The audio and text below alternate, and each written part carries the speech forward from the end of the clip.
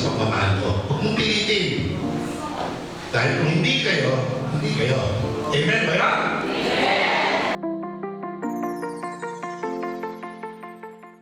That's the beginning of new life.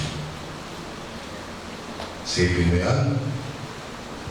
Yan ang simula ng panibagong buhay. Yung panibagong buhay ngayon, yun yung champion.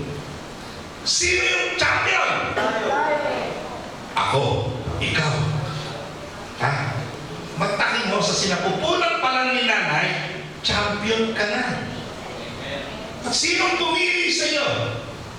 Lord, you know my heart and its ways. You who formed me before I was born. In the secret of darkness, before I saw the sun. In my mother's womb. Kinanta natin yan. Hindi doktor. Diyos ang pumili sa iyo ng ganyang itsura. Kaya pag tumingin ka sa salamin, huwag kang matakot. Ha? Hindi ka dapat ma-discourage kung napakaraming bagay na wala sa iyo na ino-offer ng mundo. Huwag kang insecure. Diba? Hindi ka nilikha ng doktor. Hindi ka pinili. Diyos ang pumili sa iyo.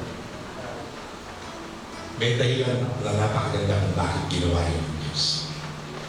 And just believe in yourself. Know yourself more because that's courage. Wala kang takot mahaharapin ang mundo. Let not problem overcome you. You overcome the problem. No? Let not problem or conflict destroy you.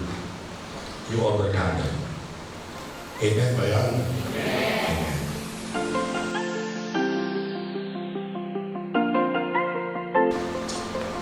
Paano mo gamitin yung influence so that you can inspire, so that you can bless other person?